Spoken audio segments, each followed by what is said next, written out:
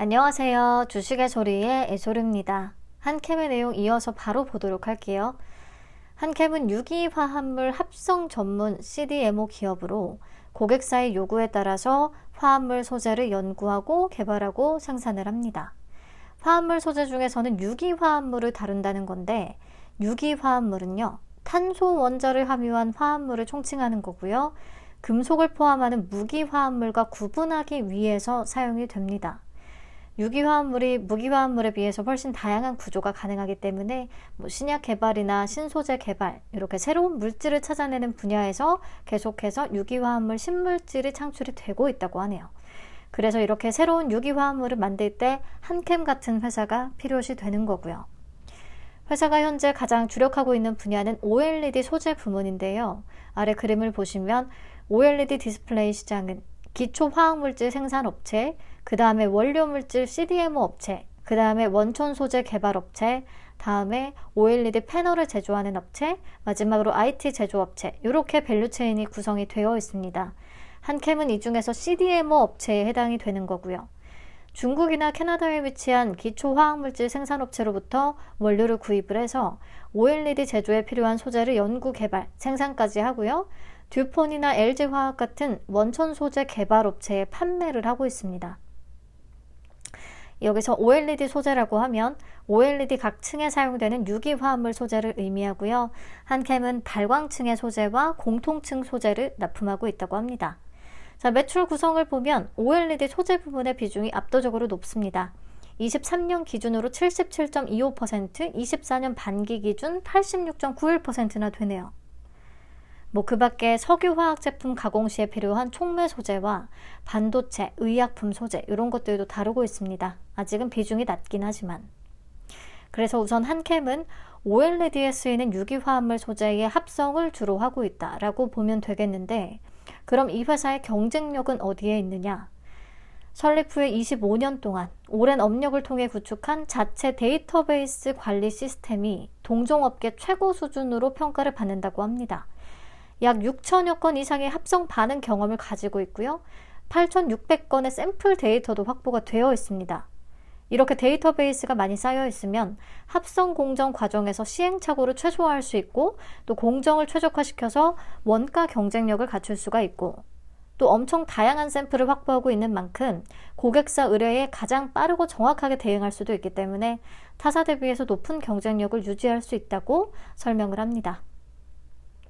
그리고 최근 10여 년 동안에 한 해도 빠짐없이 영업 흑자를 냈다는 점도 눈여겨볼 대목이기는 합니다. 안정적인 이익 실현과 완만한 성장세를 이어왔고요. 20년대에 들어서는 수익성까지도 끌어올려지면서 영업이익률 17에서 한 18%대를 유지하는 모습이에요.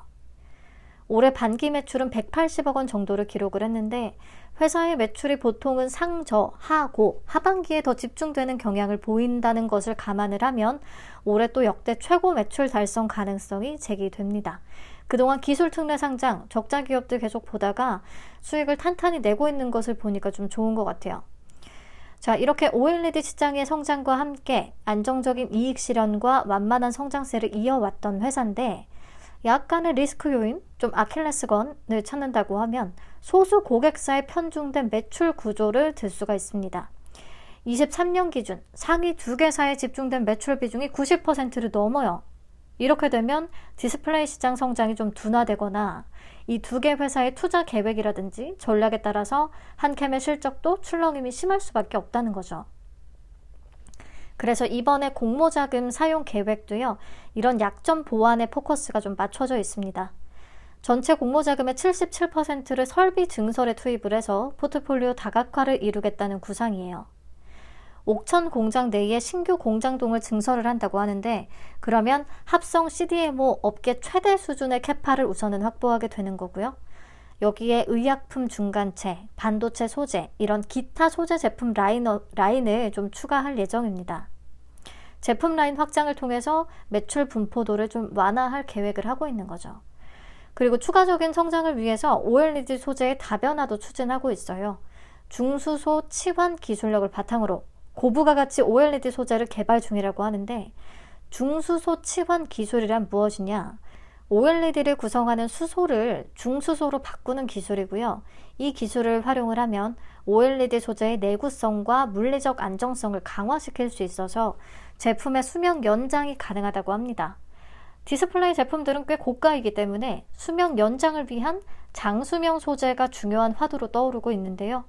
회사가 중수소 치환 기술력에 있어서는 경쟁사 대비 우위에 있는 것으로 평가를 받기 때문에 고객사들의 장수명 OLED 생산에 기여할 수 있지 않을까 앞으로 이렇게 기대를 하고 있는 것 같아요. 네, 내용은 이 정도 보면 되겠습니다. 그러면 공모가 어떻게 산정했는지 간단히 짚고 넘어갈까요? 비교 기업으로는 P&H테크, 레이크 머티리얼즈, 캠트로스, 덕산 네오룩스 주로 OLED 관련 회사들로 선정을 했고요. 24년 반기 LTM 기준 평균 PER은 26.88배가 나왔습니다. 한캠의 24년 반기 LTM 순이익 약 54억 원을 적용을 해서 주당 평가가액은 약 17,878원이 산출이 됐고요. 할인율 30.08%에서 18.90% 적용, 최종적으로 밴드는 12,500원에서 14,500원을 제시했습니다.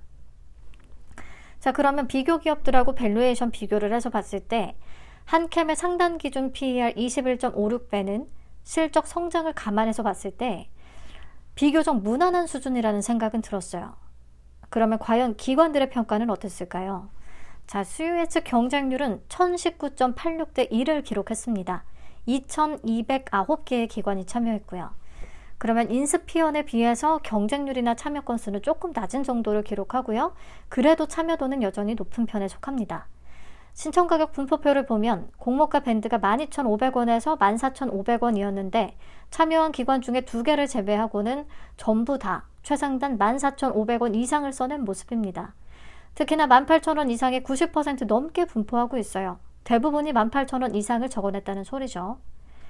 결국에 공모가는요, 상단을 24%나 초과한 18,000원에 확정이 됐습니다. 지금 같은 때에는 상단 초과만 없어도 훨씬 나을 것 같은데 이 행태가 바로잡히기는 쉽지 않을 듯 하죠.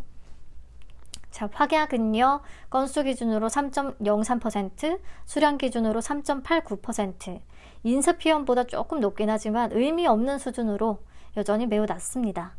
그래서 한캠의 수요 예측도요, 보통에서 좋음, 사이 정도라고 봐야겠고요. 공모 개요 체크를 해보시죠. 공모가가 18,000원에 확정되면서 공모 금액은 288억 원, 시가총액은 약 1,445억 원의 규모로 상장을 추진합니다. 청약은 7일부터 8일까지 진행될 거고요. 환불은 3일이 걸린다고 했죠. 그리고 상장은 10월 22일 단독 상장 예정입니다. 청약은 신영증권과 유진증권에서 가능하고요. 둘 다 최소 청약 수량은 50주더라고요. 증거금 45만 원 준비하셔야 됩니다. 자, 신주 모집 100%로 진행되고 우리 사주 조합에는 7만 400주가 배정됐는데요. 직원 70명 기준으로 1인당 평균 배정 금액은 약 1,800만 원 정도로 계산됩니다. 혹시나 소화되지 못할 수도 있으니까 체크는 해볼 필요가 있을 것 같아요. 넘어가서 상장일에 유통 가능한 물량 확인하겠습니다. 상장 예정 주식 총수의 35.80%에 해당하는 물량은 상장일에 바로 유통 가능합니다. 조금 많아요. 그리고 금액으로 계산을 하면 약 517억 원, 500억 원대로 애매한 사이즈가 돼버렸고요. 기존 주주의 비중은 46.77% 정도가 됩니다. 사는 캐피탈, SBI 인베스트먼트, 그리고 기타 주주로 구성이 되어 있어요. 회사의 유상증자 발행 내역을 참고해서 보면 발행가액이 7,838원이더라고요. 공모가 18,000원 대비해서는 2분의 1도 안 되는 수준이긴 합니다. 기존 주주의 엑시트 가능성은 참고해서 보시면 될 것 같아요. 그리고 미행사 주식 매수 선택권 5만 주 존재하는데요. 전부 다 2026년부터 행사 가능하기 때문에 바로 신경 쓸 필요는 없겠습니다. 자, 한번 정리하고 가죠. 경쟁률은 높은 편이고요. 공모가는 상단을 24% 초과했습니다. 확약은 건수 기준으로 3.03%, 수량 기준으로 3.89%예요. 매우 낮고요. 상장일에 유통 가능한 물량은 35.80%로 조금 있는 편이고 기존 주주의 비중도 46.77%로 좀 있는 편입니다. 유통 가능 금액은 약 517억 원, 500억 원대면 지금 같은 상황에서는 조금 애매한 사이즈예요. 자, 보시면 최근에 상장한 종목 중에는 제닉스가 최종 유통 가능 금액이 500억 원이었기 때문에 참고를 해서 보면 될 것 같아요. 그리고 최근에 유통시총 500억 원대 종목들의 성과는 따로 기재를 해봤으니까 체크를 해주시고요. 과거 데이터나 최근의 제닉스를 참고해서 봤을 때 기대 수익률은 40에서 60% 정도로 잡아볼 수가 있겠습니다. 자, 한캠도 마찬가지로 장외에서 형성된 가격이 없기 때문에요. 내 맘대로 주가 계산을 한번 미리 해볼게요. 증권사 리포트를 참고해서 24년 예상순이익 좀 잡아보려고 했는데 리포트가 나와 있는 게 KB증권 거밖에 없어가지고 그냥 24년 반기 기준 최근 4개 분기 순이익인 54억 원에 적용을 했습니다. 그랬더니 주당 평가가액은 2202원 정도로 계산이 됐어요. 공모가 18,000원 대비해서 12% 높은 수준입니다. 별 차이가 없죠.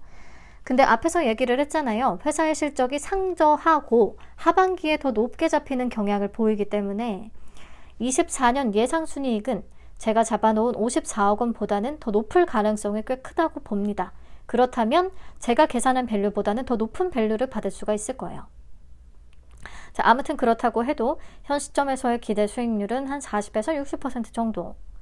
자, 그럼 배정 물량과 청약 한도 등등을 체크하고요. 예상 균등, 경쟁률, 기대 수익을 계산한 뒤에 인수피용과 비교를 해서 따져보고 마치도록 하겠습니다. 자, 신영에 29만 6천주, 유진에는 10만 4천주가 배정됐습니다. 두 증권사 모두 최소 청약 수량은 50주고요. 신영이나 유진이나 계좌수가 좀 비슷비슷한 걸로 알고 있는데 배정 물량이 신영이 더 많기 때문에 균등은 신영증권이 이번에도 더 유리하지 않을까 싶습니다. 그리고 청약 한도가요. 신영은 기본 등급이면 9천주까지 가능하고 유진은 기본이랑 우대 상관없이 10,000주까지 가능하더라고요. 유진증권이 배정 물량은 훨씬 적은데 청약 한도가 높기 때문에 어쩌면 경쟁률에서도 딱히 유리하지 않을 수도 있겠다라는 생각이 듭니다. 자, 계좌는 신영은 10월 1일까지 만들었어야 참여 가능하고요. 유진은 10월 6일까지 개설하면 참여 가능합니다. 그러면 청약 건수부터 예상을 해봅시다. 최근에 제닉스도 신영증권이 끼어 있었잖아요. 근데 참여 건수가 총 28만 5,175건이나 됐었죠. 근데 요거는 KB증권의 영향이 무조건 컸다고 봅니다. 이번에는 신영증권과 유진, 마이너 증권사끼리 좀 붙어 있어서 한 14만 건 정도를 잡아봤습니다. 그러면 균등 배정 수량은 1.42주, 균등은 한 주 또는 2주까지 받을 수 있을 것으로 예상을 합니다. 그리고 증거금은 약 2조 원 잡아봤고요. 그러면 비례 경쟁률은 1111대 1 정도로 계산이 되더라고요. 이때 비례 한 주의 증거금은 900만 원 정도가 되겠습니다. 근데 청약 2일차에 정확하게 경쟁률 보고 다시 따져봐야 된다는 거 아시죠? 자, 그러면요. 한캠을 신영증권에 풀 청약을 했다고 가정을 하고 기대 수익금을 한번 계산을 해봅시다.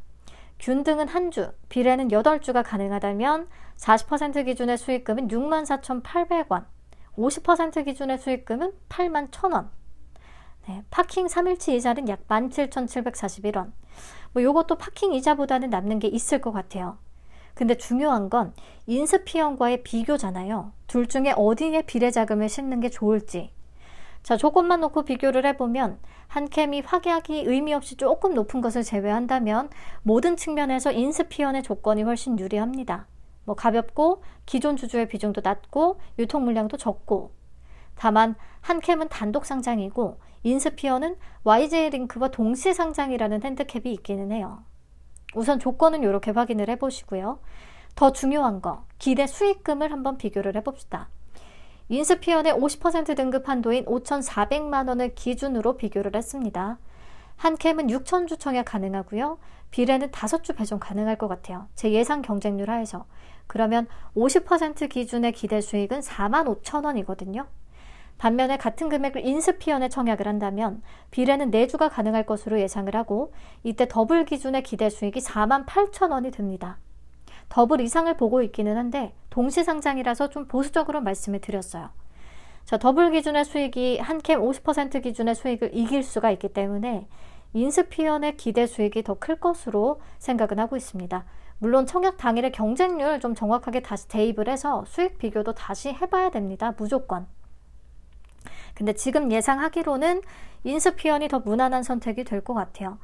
다만 한투의 등급이 낮으신 분들은 남는 금액을 한캠이나 셀비온으로 분배를 하셔야겠죠. 한캠이 나을지 셀비온이 나을지는 금요일 셀비온의 수요 예측 결과가 나오는 대로 다시 말씀을 드리겠습니다.